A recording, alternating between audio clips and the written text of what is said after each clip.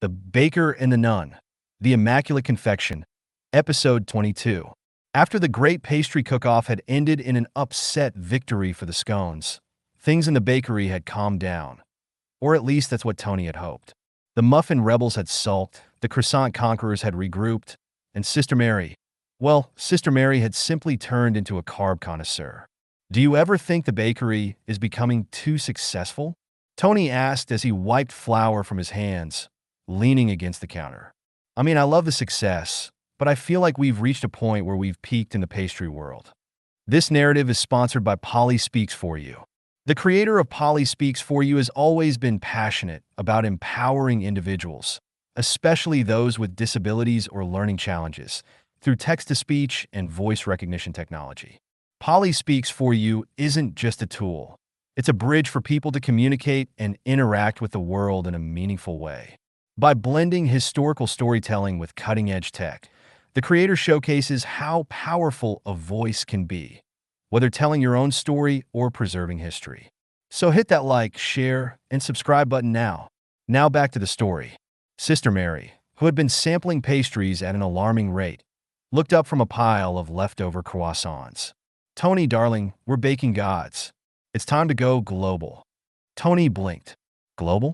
Sister, we're a local bakery in New York.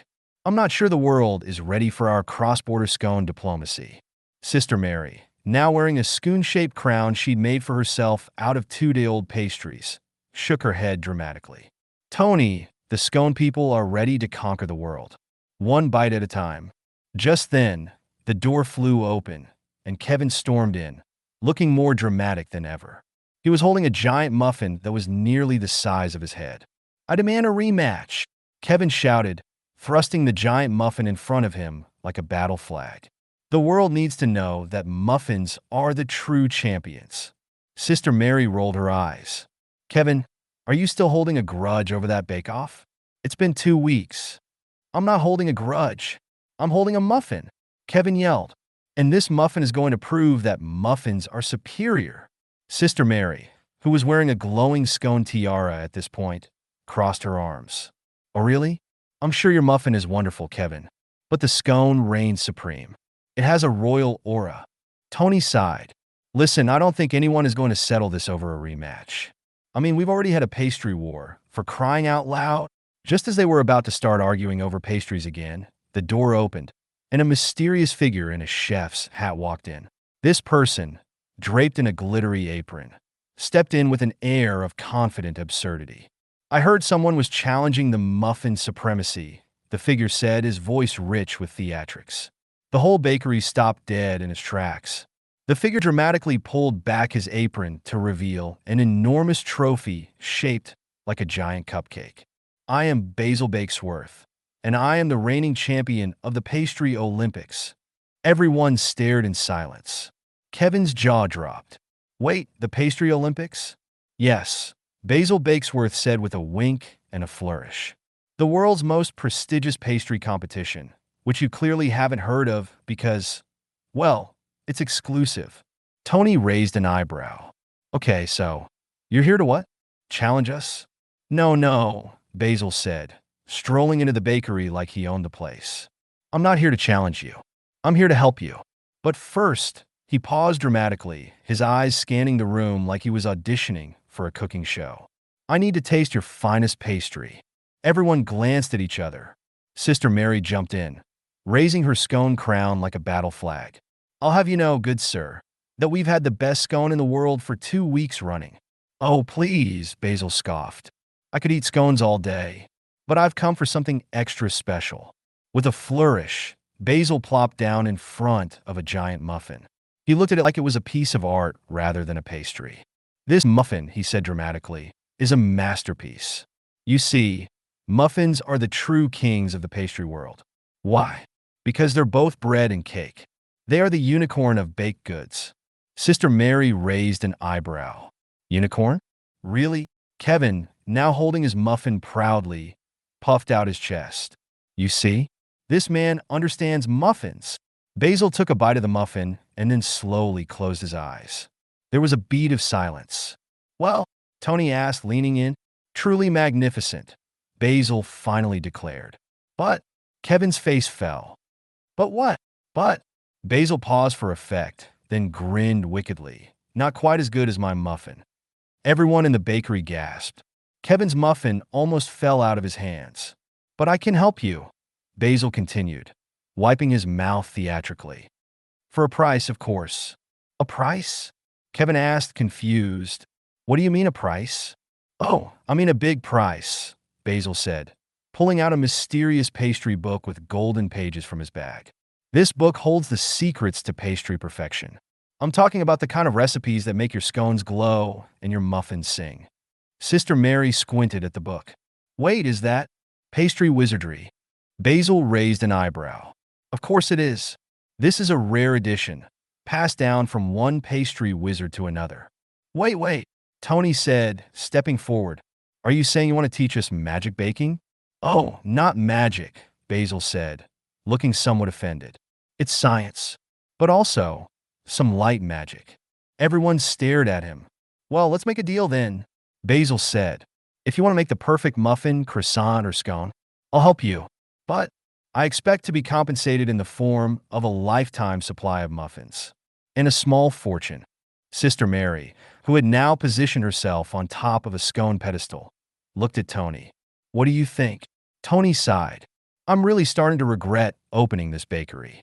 But there was no turning back now. The pastry wizardry was about to begin.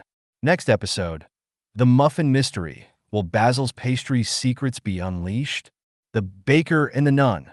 The Immaculate Confection. Episode 23. The pastry wizardry had begun. And, much to Tony's surprise, Basil Bakesworth was dead serious about this whole magical muffin business. He had pulled out a wand, which Tony swore he saw at a magic shop, and was now waving it over a muffin tin like he was casting a spell. All right, ladies and gentlemen, Basil declared, his wand twirling in the air. We are about to embark on the sacred art of muffin perfection. This is not just any muffin. This is the muffin that will make even the gods weep in delight. Kevin, who had been eagerly watching, leaned in and whispered to Sister Mary, Is it normal to feel a muffin? Sister Mary, who was trying not to break into hysterics, replied, Only if it's made with love and a dash of wizardry. Basil grinned and suddenly pulled a flour-covered spellbook from his apron. Step 1. Always add the holy flour from a flour sack that has been blessed by a donut priest. Sister Mary raised an eyebrow. A donut priest? Really? Basil continued undeterred. Step 2. You must chant an ancient incantation to unlock the true fluffiness of the muffin. Fluffiness? Tony asked, Are we making muffins or casting a spell to summon a fluffy cloud? Basil gave Tony an intense stare. Do you question the art of muffin wizardry? Tony gulped. Nope. Carry on. Basil, taking this as full endorsement, raised his wand and yelled, Biscuitus fluffus, muffinus puffus. The bakery was filled with a faint, glittery spark, which only lasted for about 3 seconds. Tony squinted at the tin, expecting the muffins to suddenly burst into life like magical creatures. Instead, Basil gently pulled out a muffin and handed it to Kevin. Behold, the muffin that will change your life. Kevin, looking at the muffin, tilted his head. This looks like just a regular muffin. Basil slapped his forehead. No, Kevin. This muffin is imbued with the power of the scone gods and the muffin moon. Take a bite, and you'll taste the difference. Kevin nervously took a bite. His eyes widened. Wait, this muffin tastes like magic. See, Basil said smugly, clearly proud of himself. That's the magic of pastry wizardry. It's about harnessing the divine powers of flour, sugar, and a bit of theatrics. Sister Mary rolled her eyes and muttered, It's just a muffin. A really good muffin, but just a muffin. Basil shot her a mock glare. You doubt the muffin's mystical powers? I'm telling you, sister, that muffin could solve world peace if you just gave it a chance. Yeah, Sister Mary said, waving her hand. Now, what about the scones?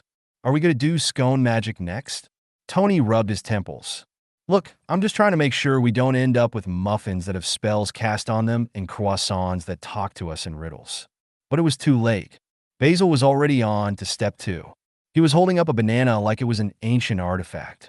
For the scone, we need something truly extraordinary, a fruit that has been blessed by the sun itself. The banana scone, it will be life-changing. Sister Mary, who had begun snacking on one of her prized croissants, laughed. Banana scone? That's just a banana bread with a fancy name. But Basil ignored her, thrusting the banana into the air. Prepare yourselves. This is not just any banana. It is the banana of destiny. At this point, Tony was seriously questioning his life choices. You know what? Tony said, shaking his head. Let's just get back to regular bakery stuff. No more banana spells. I want customers, not muffin sorcerers. Just then, the door flew open, and a tour group entered the bakery. They were tourists, each holding cameras and looking disappointed. One of the tourists, an older woman with a fanny pack, pointed at the giant muffin display and said, "Oh, I was hoping this place would be less magical and more, like a bakery, where the muffins aren't enchanted to start wars." Sister Mary blinked. Wait, people come here for a normal bakery experience? Are we still a bakery if we have a scone wizard? The tourists glanced around, clearly baffled by the whole scene, as Basil dramatically sprinkled glitter over a muffin and said, "Who needs regular muffins when you can have enchanted muffins that will solve your deepest life problems?" One of the tourists raised a hand. No offense, but is this place always this strange?" Sister Mary whispered to Tony, "Maybe we should go back to being a regular bakery. I'm not sure our pastries should have ambitions." But then, Basil took one final dramatic bow. "Ladies and gentlemen, magic muffins are free today. The first batch is on me. Let me show you the power of muffin wizardry." The tourists, clearly confused but entertained, grabbed a muffin. One of them bit into it, paused for a moment, and then, "Wait, this is the best muffin I've ever had." The whole bakery froze. The tourist continued, "I don't know if it's magic or just good baking, but whatever it is, I'm buying a dozen to take home." Sister Mary, standing next to Tony, whispered, "I guess the muffin wizardry does work after all." Tony, shaking his head, grinned. "Well, I can't argue with good business." Next episode, Basil's Bananas, Muffin Mayhem, and Croissant Curses. If you've enjoyed this video, don't forget to like, share, and subscribe. To learn more about South Africa's leading accessibility software, visit www.polispeaksforyou.co.za and support this meaningful dyslexic initiative. Thank you for watching.